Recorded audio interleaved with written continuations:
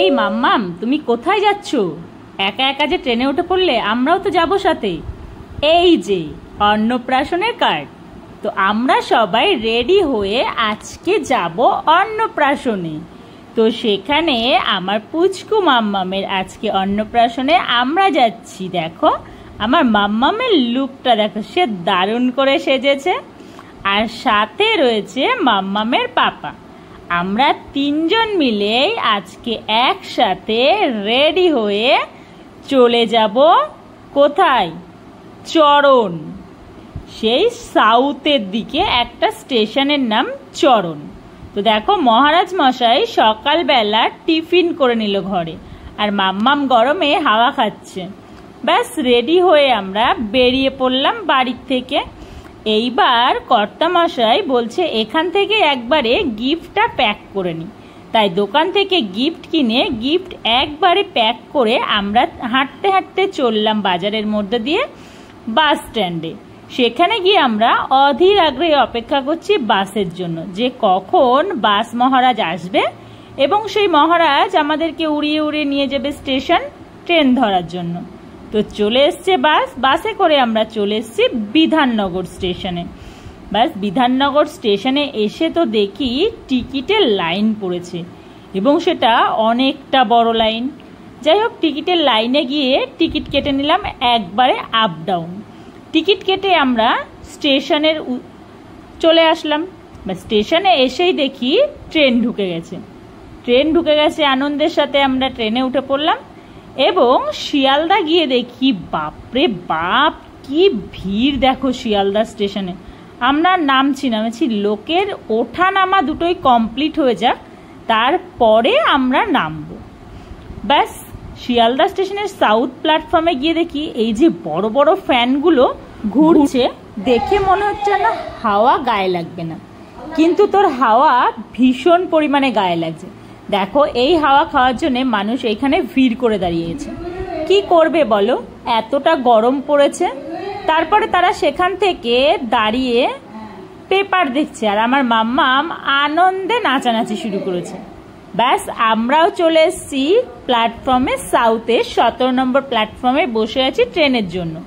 Train ছাড়বে অনেকটা পরে, তার জন্য তারা স্টেশনের মধ্যে বাপ বেটায় একজন লস্যি আর একজন ঘুগনি খেয়ে নিল। আমাকে একদম বললই না খাওয়ার কথা। আমারও মনে মনে রাগ হয়েছে, আমি বলছি ট্রেনে উঠে খাবার খাবো, তখন একদম বলবো না। কি খেয়েছি জানো? পাস্তা পাপড়, যেটা আমার ভীষণ ভালো লাগে খেতে। আমার সাথে সাথে কিন্তু সবাই ভাগ বসিয়েছে। ব্যাস আমার মাম্মাম ট্রেনে উঠে 1 ঘন্টা রাস্তা পুরো মন দিয়ে সে ফোন দেখছে। ব্যাস ট্রেন থেকে তো নেমে পড়লাম। এবার দেখো ট্রেনটা চলে যাচ্ছে এবং ট্রেনে প্রচুর ভিড়। বাপরে বাপ, রবিবারের দিনেও যে ট্রেনে এত ভিড় হয় এটা আমার ধারণার সম্পূর্ণ বাইরে ছিল। এই ট্রেনটা চলে যাওয়ার পর জানো তো আমরা রেল লাইনের ওপর দিয়ে হাঁটতে হাঁটতে যাব। ব্যাস কর্তামশাইয়ের তো খুব আনন্দ লেগেছে, সে দেখো না রেলের পাতির ওপর দিয়ে হাঁটছে, কি আনন্দের কথা। বকা দেওয়াতে সাইডে নেমে গেল। যদি বাই চান্স লেগে যায় তখন কি হবে বলো? মাম্মাম বলছে মা মিষ্টি খাবো না। আচ্ছা হ্যাঁ মিষ্টি তো খাবে, চলো একবারে মিষ্টিটা কিনেও নি। ব্যাস সেখান থেকে মিষ্টি কিনে গিফট হাতে নিয়ে এক এক করে পাইনবাবু চললো সামনে। এখানে জানো তো রাস্তাটা এইটাই, এখান দিয়ে হেঁটে রেল লাইন পার করে তোমাকে যেতে হবে ওই পারে।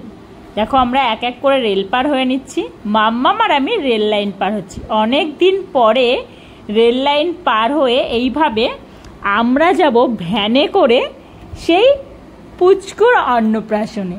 ব্যাস সেই আনন্দের কথা আর বলতে, ভ্যানে উঠতার কথা ভেবেই মনে মনে কিন্তু খুশি হয়ে গেছি, কারণ বহুদিন পরে আমরা ভ্যানে উঠবো। আর মাম্মাম তো মনে হয় এই নিয়ে দ্বিতীয়বার সে ভ্যানে করে ঘুরতে যাবে। এর আগের বার বিয়ের সময় গেছিলাম, আর এই অন্নপ্রাশনে প্রায় 2 বছর হয়ে গেছে। যাই হোক, দেখো আমরা সবাই মিলে ভ্যানে উঠে পড়েছি।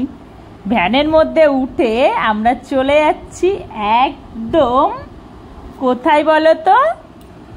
চলে যাচ্ছি আমরা একদম মঠবাড়ি। মঠবাড়িতে ওখানেই কিন্তু মাম্মাম ভাত খাবে বলে অধীর আগ্রহে বসে আছে। আর রাস্তাটা দেখেছে, পুরো চারিদিকে সবুজে সবুজ ঘেরা গা, কলার পাতায় দোলার চামর, শিশির ধোয়ায় পা। সেই ঘরেতে একলা বসে ডাকছে আমায় মা, সেথায় যাব ও ভাই এবার, আমায় ছেড়ো না, এই যে সোনা মা। ওয়াও, সোনা মা, পাশে দেখো বৌদিমণি আর দুটো পাপান আর মামি বসে রয়েছে একসাথে।